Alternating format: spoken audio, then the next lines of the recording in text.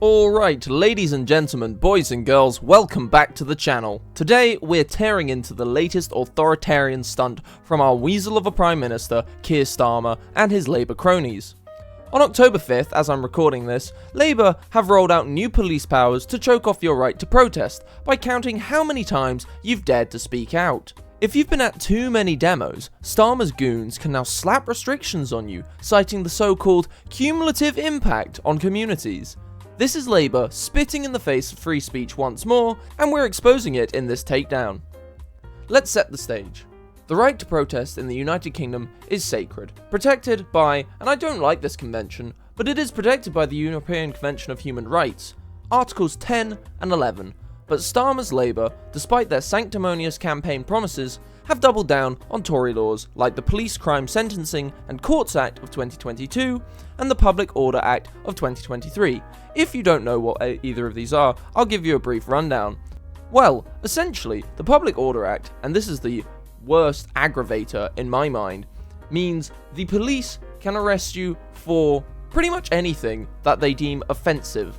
So the other day, a man was arrested by our police for calling someone a muppet. It's beyond ridiculous, it's beyond insane, but it is the country we are living in. So for now, we've got to put up with it. Moreover, these policies let police squash protests as a whole for vague reasons like serious disruption. Which, let's be honest, they can't even define that themselves. That could constitute something such as a noisy chant. And worse, they've kept those dystopian serious disruption prevention orders, which can ban you from entire areas or events just for protesting too often. Breach one, 6 months in jail, or a crippling fine. Starmer's not just keeping these laws, he's weaponizing them.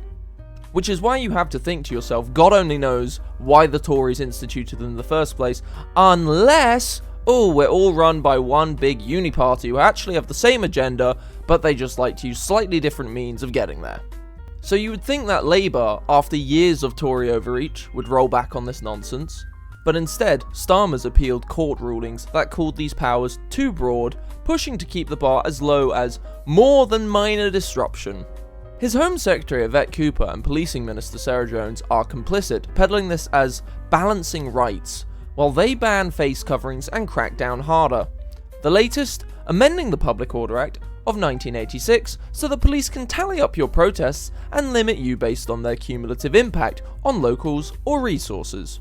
It's a very sneaky way to silence dissent without an outright ban. As I'm sure you can guess, folks, this really isn't about public order, it's all about control. Just look at July this year. Labour banned Palestine Action as a terror group, leading to over 500 arrests in a single day at their conference protests.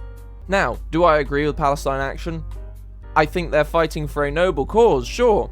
But nonetheless, I think their ways and wits of doing this were wrong. For instance, when they went off and spray painted all of our planes on our military base, I thought that was incredibly stupid. You're just damaging public property at that point, and you should probably be arrested.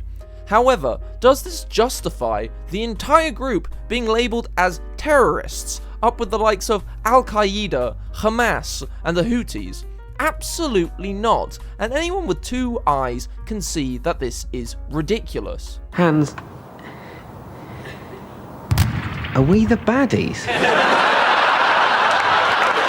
So yeah, Starmer's fine with you waving a placard once, maybe twice, but keep showing up and his police will bury you in conditions or bans. And this hits everyone, folks. Brexit supporters, free speech warriors, farmers fighting the eco-madness, Palestine supporters, it's the lot of us. Essentially, Labour have given the working class one big middle finger after having claimed to be their champions. Starmer's hypocrisy, of course, is galling. He poses as a human rights lawyer, yet here he is, trampling free expression worse than the Tories, and I didn't even think that was possible in this country. His cabinet of yes men, Cooper, Jones, the lot, they're just as bad, nodding along while he turns the UK into a police state.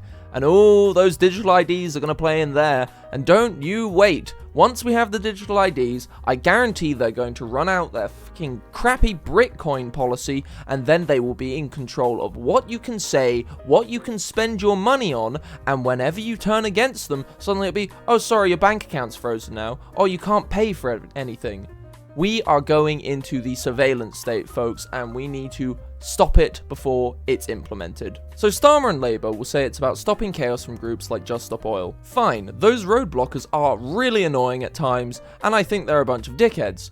But using them as an excuse to gag everyone, it's ridiculous. And all it does is expose Starmer's true colours, a power-hungry bureaucrat who'd rather arrest you than address why you're protesting. Here's the thing, folks. These powers let police cherry-pick who gets to protest, and this is what's really worrying. So essentially, if you support Labour's pet causes, you're going to probably be fine. However, if you challenge them, like on net zero obsession or foreign policy, well, watch out. Even left-leaning groups like Unlock Democracy are calling out Starmer's crew for attacking protesters instead of root causes. Human Rights Watch says Labour's keeping of these laws trashes their credibility, and with the scrutiny of the 2022 Act going on until 2027, we're essentially stuck with this unless we fight back. Now, of course, where can we fight? Well, we can't fight physically, I would never advocate for that, and it's going to get more difficult to protest. So essentially we're going to need to come out in such huge numbers. It's going to be a numbers game. If you don't come out in huge numbers, you will be screwed. However, if you come out like they did at the Unite the Kingdom rally with 1 million people, well then folks, they can't arrest a lot of us, can they? So in summary, Keir Starmer and his cronies aren't just failing Britain, they are suffocating it. These protest limits are a middle finger to free speech, and we can't let them get away with it.